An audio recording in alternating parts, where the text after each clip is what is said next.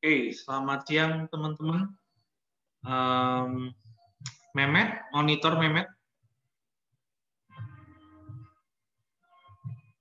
Ayo Pak. Oke, siap. Masih monitor masih. Siapa? Oke. Cak Sulaiman, oke, on cam. Mas Arsalan, monitor Mas Arsalan. Hadir Pak. Oke. Bila, Nisrina. Iya Pak. Oke. Wait, kita tunggu sampai 13.15 ya. Ini masih 5 orang.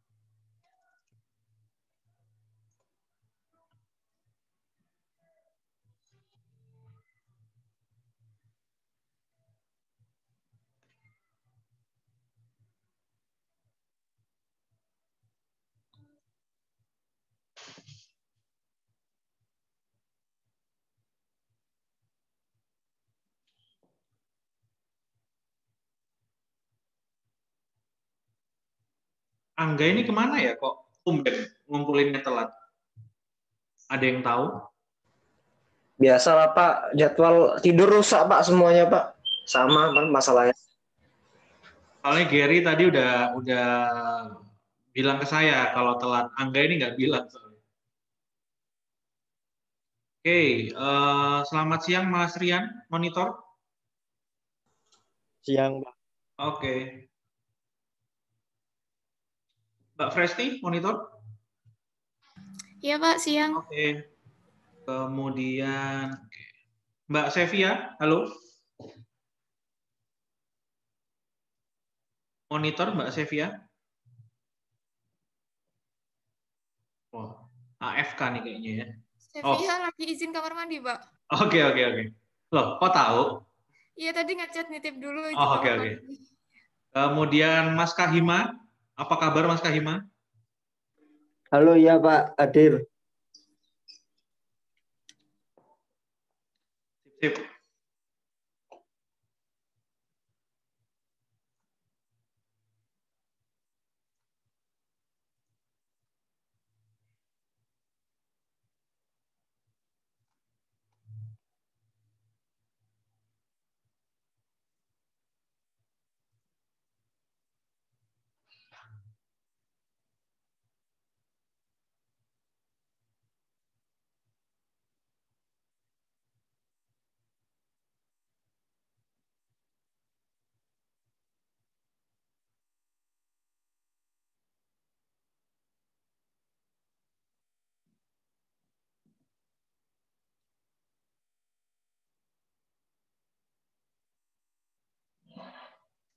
Oke, karena sudah 13.15, saya mulai ya perkuliahannya.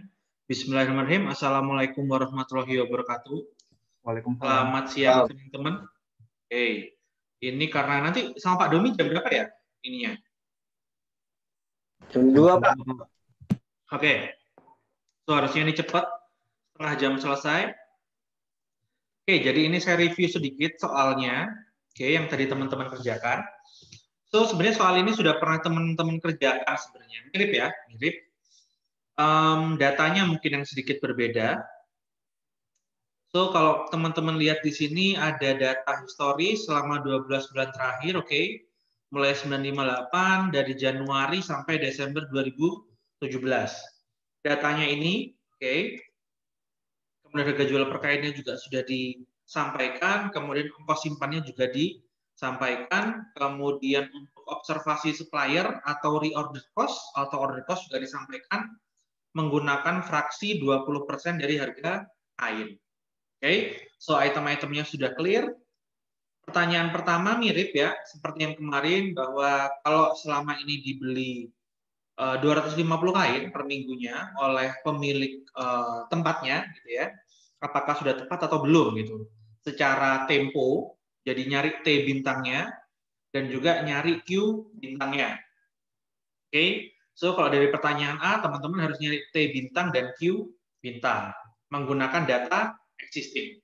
Oke, yang berikutnya adalah teman-teman diminta untuk melakukan estimasi atau antisipasi di tahun 2018. So, teman-teman sudah punya angka di 2017, jadi yang teman-teman harus lakukan adalah melakukan forecasting. Oke, metodenya sudah kita pelajari baik melalui perkuliahan teori maupun perkuliahan praktikum. Oke. So, kalau teman-teman plotting data ini ya dalam bentuk grafik, maka yang paling cocok adalah menggunakan hold winter. Ya, yaitu dengan mengakomodir tren sama cyclical atau seasonal. Oke. So, nanti teman-teman akan perform di sini ya. Mungkin nanti benar atau salahnya nanti kita cek bareng-bareng. Oke. So, jadi yang pertama untuk poin A teman-teman diminta nyari T bintang dan Q bintang. Untuk yang B teman-teman diminta forecasting, oke, untuk mengeluarkan angka 2018-nya. Yang mana angka ini nanti akan terus-menerus digunakan di pertanyaan berikutnya. Oke. So, kalau teman-teman salah di poin B, maka berikutnya juga akan nggak nyambung, gitu, nggak nyambung ya. Kemudian di poin C direncanakan di pertengahan tahun 2018 akan dilakukan pembukaan cabang baru di Yogyakarta sehingga pemilik ingin memotong 10% variable cost-nya. Oke. Nah, nanti ini kita lihat lagi dengan kurva atau grafik sensitivity-nya. Ya, teman-teman sudah tahu semua, tinggal nanti ketepatannya. Jadi kita adjustment 10% ini berdampak kemana. Oke.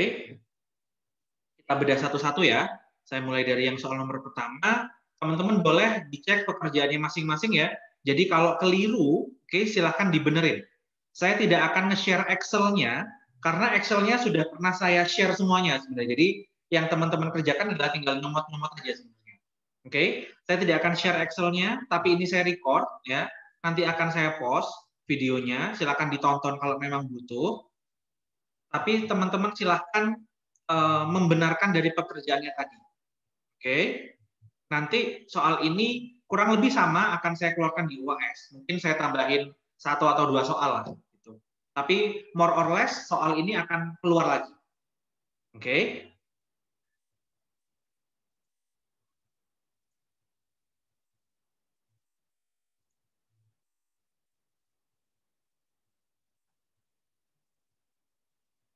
So, oh ini Kyle.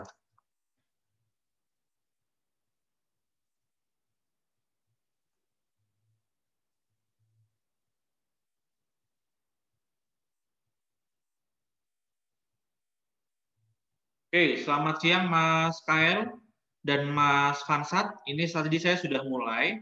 Saya bahas soalnya. Sekarang kita lagi pembahasan soal nomor 1. Oke, silakan Mas Kyle mengikuti, dicek jawaban nomor 1-nya. Ya. Oke, so ini adalah soal nomor pertama ya, nomor 1. Datanya saya plot sebanyak 12. Kemudian saya average-kan, saya dapat totalnya. Ya. Kemudian saya masukkan demand-nya 12.195 yang merupakan akumulasi ya, mulai data pertama sampai data ke-12. Kemudian unit cost-nya disepakati 50.000 di soal. Kemudian ordering cost-nya yang mana dia 20% dari harga barangnya. Ya, sehingga 0,2 dikalikan 50.000 ketemu 10.000 ordering cost-nya. Kemudian holding cost-nya tadi disampaikan bahwa 8,6%. Ya, hati-hati kalau 8,6% berarti untuk desimalnya adalah 0,086 dikalikan K20 ya, dikalikan unit cost-nya. So, ketemu Q bintangnya ya, menggunakan rumus IOQ ya. Ketemu sebanyak 238 ya, Q bintangnya ketemu. So, kalau tadi pemilik tokonya membeli sebanyak 250 kain ya, berarti keputusannya keliru ya. Seharusnya yang dibeli adalah sebanyak 238. Oke. Kemudian kita cari T bintangnya, dicari dengan membagi ya Q24 yaitu Q bintang dibagi sama total demand-nya. Ketemunya adalah 0,020 tahun. Oke, karena kan datanya kita menggunakan akumulasi. Kemudian 0,02 kita konversi ke bentuk bulan, sehingga saya kalikan 12. Oke.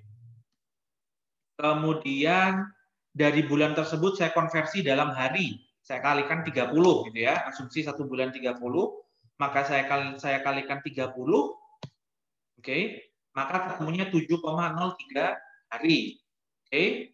Tadi diketahui di soal tempo pembelian adalah per minggu, ya.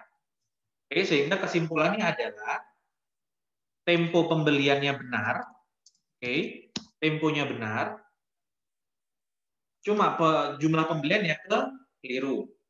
Ya. Temponya benar, jumlahnya keliru. Oke.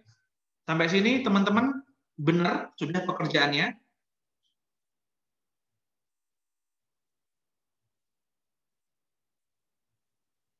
Halo? Benar, Pak, benar. Oke, sip. Kemudian sekarang kita masuk pertanyaan kedua. Ya, pertanyaan kedua kita diminta forecast di 2018. So, saya buka forecast-nya. Oke. Tadi kita cuma punya data selama setahun, teman-teman. Mulai Januari 2017 sampai Desember 2017. So, data ini harus kita akali. Ya, data ini harus kita akali. Gimana ngakalinya? Saya bagi dua aja datanya.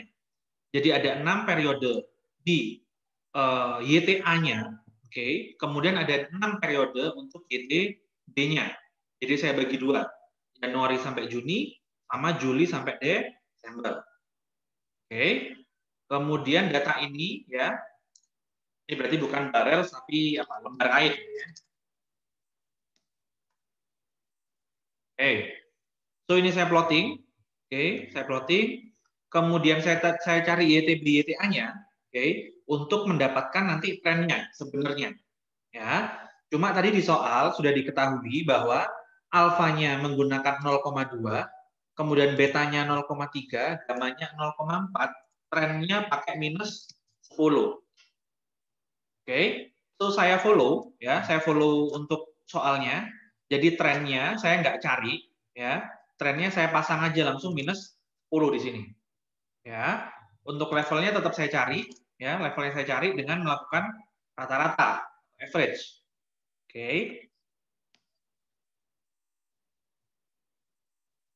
Oh, saya salah di TT, Pak. Oke, hati-hati ya.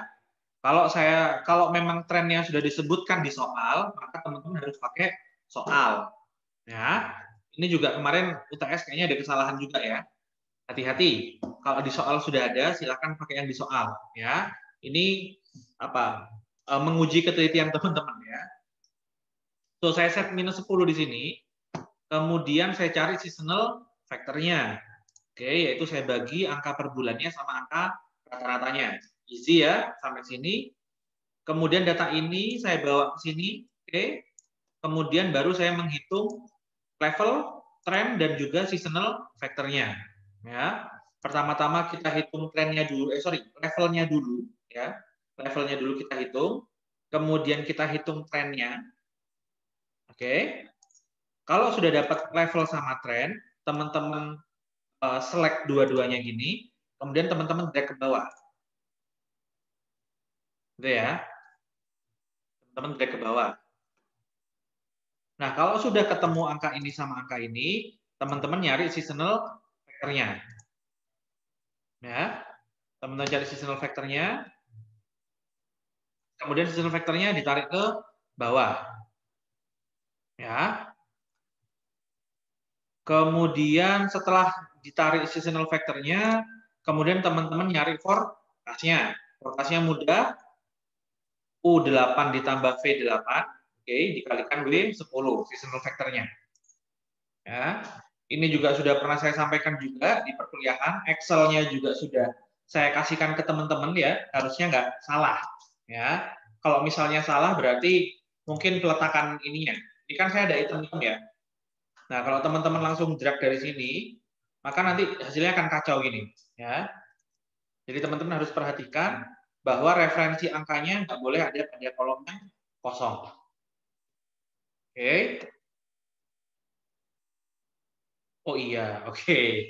Nah, ini ada yang keliru ya. Ini kan template saya ada kolom yang kosong ini ya.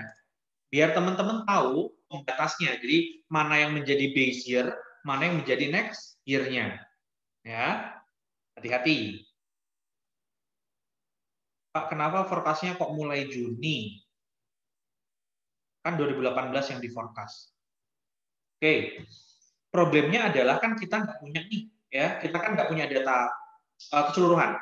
Ya, kalau kita mau fair, mau forecast mulai Januari sampai Desember, maka kan harusnya kita punya 2 base year.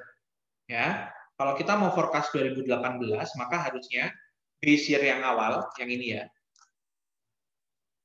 base year yang ini harusnya tahunnya di 2016. Oke, untuk base year yang berikutnya harusnya tahunnya 2017. Baru kita bisa fair forecast-nya di tahun 2018. Ya, problemnya adalah pada soal ini kita cuma punya satu base year, yaitu 2017. Maka yang harus kita lakukan adalah ngakali, ngetik. Ya, that's why saya potong jadi 2. Oke, saya potong jadi 2. Jadi ada 6 periode sama 6 periode. Sehingga nanti forecast-nya nggak bisa utuh 1 tahun, tapi datanya adalah 6 bulan juga. Karena kita cuma punya seasonal factor sebanyak 6 yang dihasilkan oleh periode Juli sampai Desember. Seasonal ini yang saya pakai untuk Januari 18 sampai Juni 18. Oke, kalau ada data lagi baru bisa di-update lagi. Menjawabnya pertanyaannya? Oke, cukup menjawab ya. Ya, jadi seharusnya kalau kita menggunakan ini, kita punya 2 base year. Jadi ini adalah tahun 2016, oke. Ini tahun 2017 ya. Tapi bulannya adalah Januari juga harusnya. Ya. Januari 17. Idealnya ya kalau kita ngomong ideal. Jadi Januari 16, Januari 17 sehingga forecast kita ideal, ketemunya Januari 18. Tapi karena kita cuma punya 1 tahun, 1 base year, maka cara ngakalnya ya gitu, mau nggak mau. Ya. Nah, kenapa saya ambilkan contoh seperti ini, teman-teman? Karena kalau nanti teman-teman bekerja, kemudian teman-teman dapat case konsultan gitu ya, case konsultansi, belum tentu tempatnya teman-teman itu punya data yang historisnya rapi, gitu ya. Datanya lengkap 2016 mulai Januari sampai apa, gitu ya. Kemudian 2017 datanya lengkap. Tidak semua perusahaan seperti itu. Oke, ada yang loncat-loncat gitu ya. Ada yang cuma setahun gitu. So, apa yang kita miliki itu yang kita olah. Gitu ya, teman-teman ya. Salah semua ke bawah udah Pak. Oke. Oke. Jadi teman-teman udah tahu ya. Oke, caranya begitu. Kita bagi 2 ya. Kita bagi 2, kemudian kita cari seasonal factor-nya, kita cari forecast-nya. Ya. Kemudian seasonal factor-nya saya bawa ke sini. Oke. Kemudian saya hitung forecast-nya. Ya, hitung forecast-nya. Saya menggunakan angka ini ya, hati-hati di sini ada bolong lagi. Ya, di sini ada bolong lagi, hati-hati. Jangan sampai nanti referensinya ditaruh di sini. Ya, nggak ketemu nanti oleh di sini. Kemudian teman-teman harus melihat, harus paham bahwa unit atau barang yang teman-teman forecastkan itu tidak dalam bentuk koma. Oke, kan kita bicara kain batik. Kain batik itu kan kalau dijual kan per lembar, beda sama kayak kain apa ya? Kain warna putih atau kain hitam itu kan bisa beli meteran gitu ya. Tapi kalau kain batik biasanya belinya unitan gitu ya. Biasanya. Pak, ada kok di PGS yang gulungan ya, ada. Memang ada, tapi biasanya kalau kita kayak ke tempat batik Danar Hadi atau batik keris gitu ya, kainnya yang dijual adalah sudah per unit. Oke. So teman-teman harus memastikan jumlahnya genap. Tidak boleh dalam bentuk koma. Oke. So yang saya lakukan adalah pada kolom forecast ini saya menyertakan fungsi round up. Ya. Menyertakan fungsi round up untuk upaya sebagai menggenapkan angka yang ini. Seandainya saya hilangin round up-nya gini ya. Ini saya hilangin. Oke, maka dapatnya 966,573. Ya, desimal. That's why kenapa saya round up-kan ke atas. Sehingga nanti saya dapat 967. Oke. So, saya akan punya data setengah tahun saja. Ya, saya tidak akan punya data setahun karena base saya hanya 6 bulan saja. Sehingga forecast saya juga menggunakan 6 bulan. Sama seperti base yang saya gunakan untuk hitungan. So, saya akan punya data Januari sampai Juni, angkanya adalah 967 sampai 1051. Ya, data ini yang teman-teman gunakan sebagai data tahun 2018.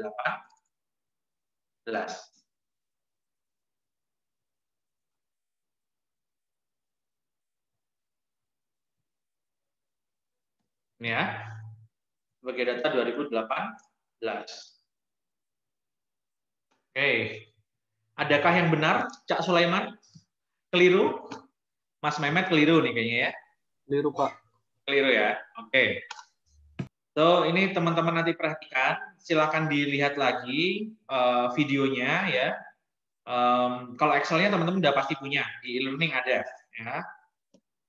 Silakan nanti dicek lagi flow mengerjakannya ya. Karena mungkin kurang lebih akan saya keluarin lagi gitu ya. Kalau teman-teman masih banyak yang salah, ya jebakannya nggak saya hilangin ya. Teman-teman biar ngerti jebakannya, nanti ngerjainnya biar benar ya. Oke, saya kembali ke EOQ-nya ya. Sehingga saya punya data 6 ini ya, yang saya ambil dari hitungan EOQ, hitungan forecast sebelah. Saya punya 967, 1024 sampai 1051. Kemudian untuk mendapatkan EOQ, oke. Untuk mendapatkan EOQ, saya harus jumlahkan. Ya, sehingga kalau saya jumlahkan, ketemunya adalah 6.100. Ya. Kemudian saya cari lagi EOQ-nya 6.100, kemudian UC-nya 50 sama ya. Ininya sama angkanya, referensi.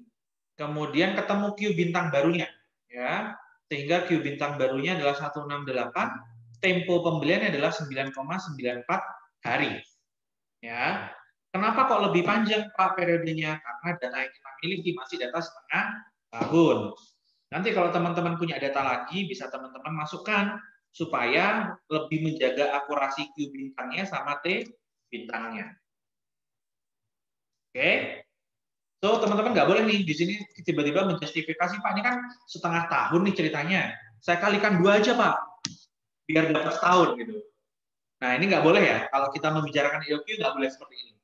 Ya, kita harus real membahasnya kalau EOQ. Ya. So, kita pakai data setengah tahun. Ya. Nah, berikutnya pertanyaan ketiga adalah, tadi kalau pas pertengahan tahun, kemudian si tokonya mau expand, kemudian dia motong 10%, ya, teman-teman harus lihat kurva yang ini, atau grafik yang ini. Ya. Tadi kan patokannya adalah 10%. So, teman-teman melihat angka yang 10%, saya nyalain highlight dulu. Oke, teman-teman harus cek 10%-nya di mana ya, 10%. Kemudian teman-teman lihat ada batas atas sama batas bawah. Oke. Maksudnya apa batas atas batas bawah? Kalau teman-teman pakai batas atas, artinya teman-teman ingin menaikkan 10% variable cost teman-teman. Ya, dinaikkan 10% variable cost-nya.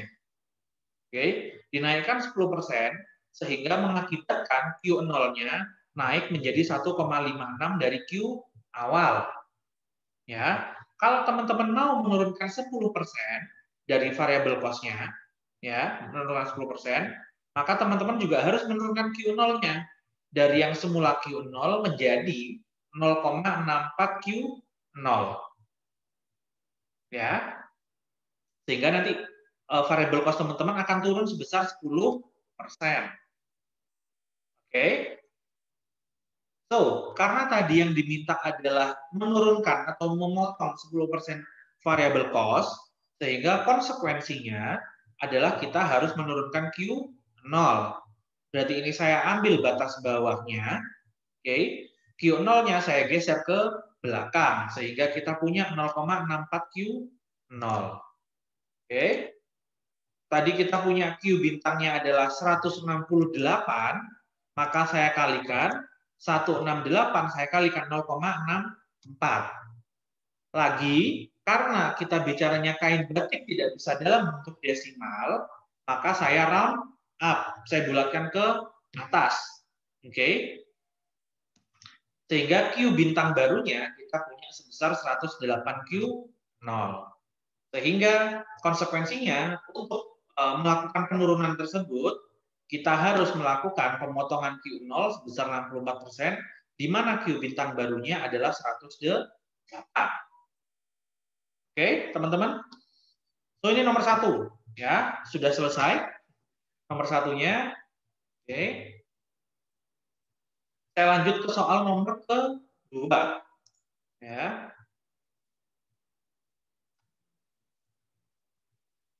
Oke, soal nomor 2 adalah sekarang rencananya di cabang PT Danar Harjo yang berlokasi di Yogyakarta, perusahaan berencana untuk menjual batik jadi, ya batik jadi dari produsen pabrik setempat. Oke, jadi ada yang nyupli nih ceritanya. Oke, setelah ditawarkan dalam iklan, ada 3 supplier yang ingin menawarkan produk batik jadi itu. Ya.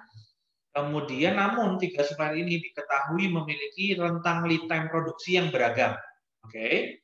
Sehingga kebijakan dari PT Danar Harjo berpikir untuk menerapkan safety stock. Ya. Seandainya memilih salah satu dari 3 supplier ini. Berikut data lead time ya dalam hari. Hati-hati teman-teman dalam hari ya. Dari 3 supplier yang terdata per bulannya. Oke. Jadi ini ada nomor 1 sampai 12. Ini asumsinya mengakomodir bulannya gitu ya. Bulan 1 sampai bulan 12. Kemudian rata-ratanya, ya rata-ratanya per bulannya itu ada yang 3, 5, 3, 6 gitu ya. Nah, ini datanya dalam hari. Ya. Nah, jika Danar Harjo bersedia menerima resiko stock out sebesar 10% selama waktu tunggu pengiriman, maka tentukan yang pertama adalah rumusnya. Pakai apa? Kemudian nilai Z dan ROP-nya. Ya. Nilai Z dan ROP-nya, kemudian berdasar safety stock cost, ya, supplier mana yang seharusnya dipilih. Oke. So, kita masuk lagi ke Excel-nya. Yang nomor 2, ya. Data tadi saya copy paste ke Excel, oke. Kemudian saya cari min sama standar deviasinya. Ya. Karena kan sudah jelas, karena suppliernya yang berbeda dan lead time-nya berbeda-beda, oke, maka saya menggunakan rumus yang standar deviasinya lead time, ya, sehingga rumusnya ini D dikalikan lead time bar, ya, LT bar plus Z dikalikan sigma lead time dikalikan D, ya, hati-hati sekali di sini. Karena di sini adalah lead time-nya adalah bentuk per hari, ya, bentuk per hari, maka teman-teman harus mengakomodir demand-nya, teman-teman konversi dalam bentuk hari, ya, atau boleh pakai minggu boleh, ya. Caranya gimana? Oke, satu-satu ya. Oke, teman-teman pertama step satunya cari dulu min sama standar deviasinya, ya. Setelah teman-teman dapat min sama standar deviasinya, teman-teman sekarang nyari alfa sama Z value-nya. Ya. Karena tadi diketahui stock out loss-nya cuma boleh 10%, sehingga alfanya adalah 100 dikurangi 10, sehingga alfanya adalah 90%. Alfa 0,9 kalau teman-teman cari di tabel Z itu berada di antara 1,8 sama 138 sama 139. Ya. Sehingga saya ambil di tengah-tengah misal, sehingga Z value-nya adalah 1,385. Oke. Kemudian ROP-nya, saya hitung ROP-nya sekarang menggunakan rumus yang ini. Ya.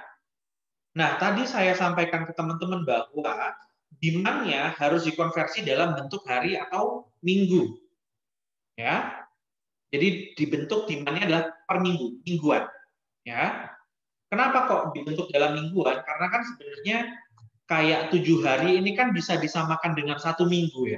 7 hari bisa disamakan dengan 1 minggu. 6 hari juga mirip dengan 1 minggu. Maka hari sama minggu ini sebenarnya dekat. Ya. So daripada saya pusing gitu ya konversi dalam bentuk hari, maka saya konversi aja dalam bentuk minggu. Ya.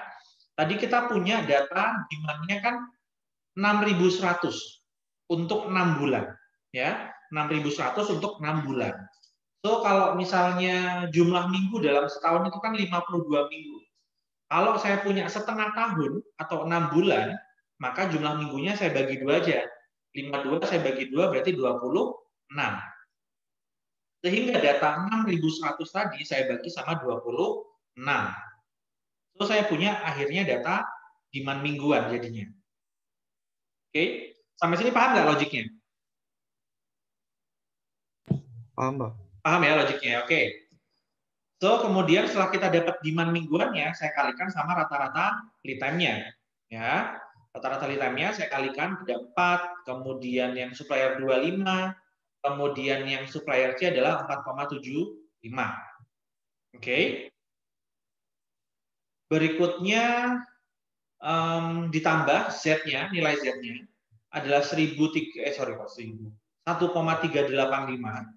Saya kalikan sama sigma lead time-nya. Sigma lead time-nya adalah standar deviasi ini, ya. Kemudian saya kalikan D-nya. D-nya sama, kita pakai D mingguan. Oke. Kalau teman-teman ngerasa, wah Pak, kayaknya kurang akurat deh. Harusnya Pak Dimas pakainya hari gitu, bukan minggu. Nggak apa-apa, teman-teman boleh dicoba pakai hari. Ya, demand-nya pakai setahun, Pak. Oke. Kalau demand-nya pakai setahun, akhirnya ROP-nya besar sekali. Ya, kalau teman-teman coba hitung lagi, jadinya nggak make sense, nggak masuk akal. Ya, nggak masuk akal. Sehingga teman-teman harus konversi. Ya, kalau demand-nya nggak dikonversi dalam bentuk mingguan, jadinya gede sekali nanti. Ya. So, ini saya belum menghitung sampai safety stock cost-nya, tapi saya di sini ingin teman-teman bisa memahami dulu. Ya, sebenarnya dari nilai safety stock ini kita sudah bisa memilih supplier mana yang kita pilih. Caranya gimana? Caranya adalah kita cari safety stock yang paling kecil. ROP yang paling kecil. Kenapa kita cari ROP yang paling kecil? Di hukum inventory gitu ya, di aturan inventory, setiap barang yang tidak terjual itu kan harus dikenakan holding cost atau biaya penyimpanan. So, semakin besar ROP kita, maka semakin besar safety stock kita. Semakin besar safety stock kita, maka semakin besar holding cost kita. Ya. So, untuk meminimalisir safety stock gitu ya. Tadi kan ditanya untuk secara safety stock gitu ya. Kira-kira mana gitu ya? Kira-kira mana yang lebih menguntungkan? So, maka saya pilih aja supplier yang memungkinkan saya untuk menyimpan barang yang paling kecil. Sehingga yang saya pilih adalah supplier Tato. Karena dia cuma memaksa saya pada ROP di level 1463. Ya, yang lain 1745, yang ini 1485. Mirip-mirip lah ya, yang sama supplier 3. So, kalau misal kondisi kayak gini, teman-teman bisa bagi dalam 2 supplier gitu ya. Ini adalah supplier pertama.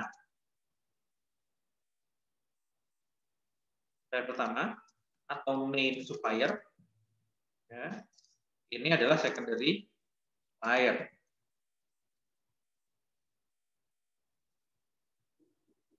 Iya. Iya ya, gimana Mbak? Iya ya.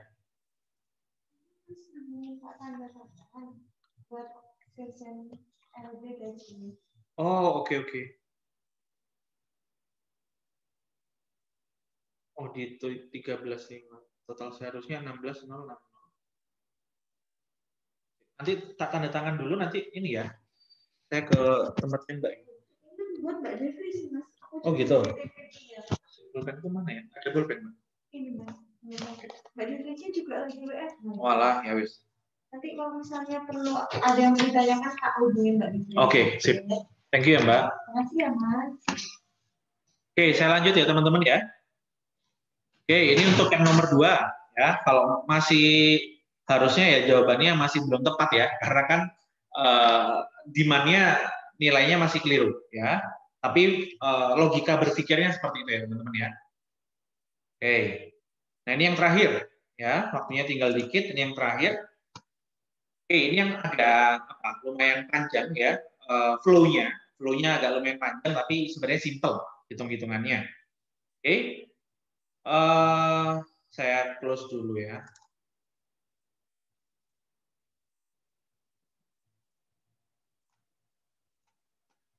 Oke, ini ya PT Danar Harjo berencana menggunakan cabangnya, untuk jualan juga jenis perlengkapan batik ya.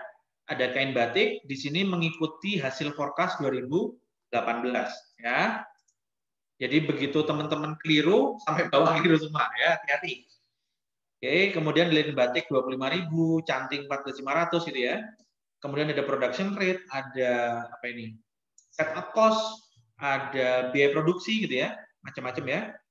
Nah, kemudian ada supplier nih ceritanya. Jadi sebenarnya ini mirip yang kemarin Garuda Indonesia ya. Case-nya Garuda, mereka bikin sendiri ada penawaran. Cuma sekarang problemnya adalah teman-teman harus mencari menggunakan metode MPQ. Kenapa kok pakai MPQ, Pak? Karena teman-teman di sini multi item. Ya, kalau teman-teman handle multi item, maka teman-teman harus cari Q bintangnya secara multi item. Oke, got it? Jadi teman-teman nggak bisa pisahkan itu, nggak bisa. Ya. Kemudian PT Sandang Biru memiliki bisnis dalam jual beli, oke. Nah ini ada tawarannya ya, order cost-nya 10.000, kemudian harganya bukaan awalnya, gitu ya, bukaan awalnya 5.500 dengan beberapa variasi diskon. Ya. Kemudian di sini ada dalam setahun hari kerjanya 250 ya. Jadi harus dicek dulu kalau MPQ ya, dicek dulu hari kerjanya make sense nggak sama requirements-nya ya. Kemudian persentase ongkosnya 8,6%, oke, sama ya. Nah ini teman-teman diminta tentukan opsi mana yang harus dipilih ya, agar meminimalisir biaya. Jadi either antara beli atau bikin ya. Di sini ada bonus poin ya. Kalau teman-teman gambarkan biayanya, kurvanya, maka ada bonus poin ya. Jadi kalau misalnya ini di total itu ketemunya 110 gitu ya. Jadi memang bonus nilai. Kemudian jika nantinya saat rapat direksi ternyata direksi menginginkan untuk kain batik agar diproduksi sendiri gitu ya. Nah, ini sebenarnya ada indikasi ya. Kalau diproduksi sendiri berarti MPQ kita tuh lebih mahal. Ada indikasi ke situ sebenarnya. Ya. Nah, teman-teman disuruh nyari kira-kira harga pakpoknya berapa, harga BIP-nya berapa, gitu ya. Antara opsi beli sama opsi bikin. Oke. Saya stop share. Oke, jadi ini ya, yang pertama teman-teman ngeplot dulu ya pada tabel yang pertama ini ya. Oke, kemudian teman-teman cari N-nya memenuhi nggak ya. Setelah saya hitung tadi N-nya itu saya ketemu 246 ya. Di mana total harinya adalah 250 sehingga syarat cukupnya terpenuhi. Maka saya bisa menggunakan MPQ ya. Berikutnya ini adalah tabel keduanya MPQ ya. Saya kerjakan mirip ya. Demand rate-nya ini demand-nya saya bagi sama 250 ya jumlah harinya, ketemu demand rate. Kemudian kolom 4 adalah ini menggunakan rumus ini sama seperti di tabel ya. Kemudian holding cost-nya ini ketemu di sini holding cost-nya ya. Dari 8,6% dikalikan sama unit cost ya, ketemu. Kemudian kolom 4 kali kolom 5. Jadi ini dikalikan holding cost, ketemu ini. Ya. Kemudian setup cost ini seperti yang ini ya. Kemudian saya jumlahkan di bawah, ini saya jumlahkan di bawah. Kemudian M bintangnya ya, hati-hati dicarinya menggunakan G30 ya, jumlahnya yang ini G30 dibagi sama 2 kali H30. Ya, hati-hati ini ya. Di sini saya pakai 2 kurung ya. 2 kali H30-nya harus dikurung dulu. Ya. 2 kali H30 ini dikurung dulu. Jadi kalau misal ini teman-teman lepas kurungnya, hasilnya akan beda. Ya, hati-hati. Ya. Jadi pengurungan ini penting. Oke. Nah, berikutnya kita find the small. Oh, sorry, bukan Q bintang. Find the small. Oh ya benar. Ini adalah kita nyari find small m. Ini kita nyari find Q bintangnya. Oke.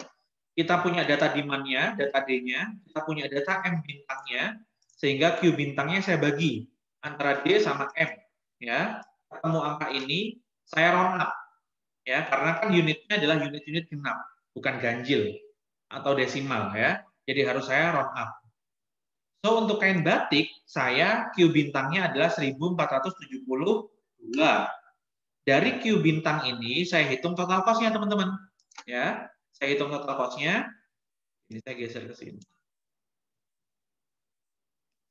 Oke, ketemunya adalah 865.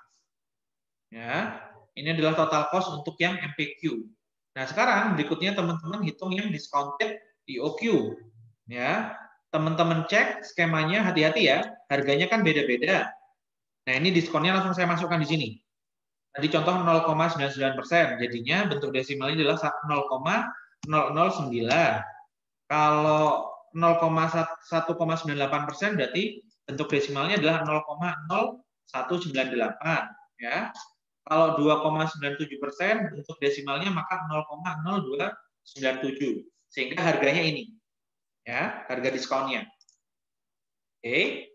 Dan dia punya quantity masing-masing ya. Berikutnya teman-teman harus check in valid dan validnya ya. Sehingga nanti ketemu yang valid itu adalah unit price 5 ya. 243 ya, dan harganya adalah 48020 ya. Untuk pembelian lebih dari 225.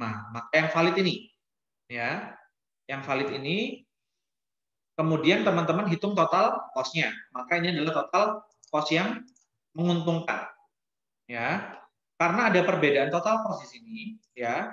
Teman-teman tahu ini 600, yang ini adalah 586. Maka teman-teman harus hitung sekarang harganya kira-kira kalau mau produksi sendiri berapa gitu ya. Nah, kita pakai rumus yang ini ya, kemarin kita sudah sama-sama belajar. Oke. Maka di sini adalah 12.200 ya. Nah, ini kenapa kok 12.200 ya? Harusnya kan ini 6.100 nih ceritanya. Ya, karena kan kita punya demand-nya setengah tahun aja. Nah, kalau kita bicara MPQ, semuanya kan kita harus hitung dalam bentuk tahun. Karena kan yang lain bentuknya tahun nih. Lilinnya tahun, kantingnya tahun gitu. Jadi mau nggak mau, kita harus konversi ini dalam setahun. Oke. So, ini nggak apa-apa, teman-teman simplifikasi. Teman-teman kalikan 2. Oke.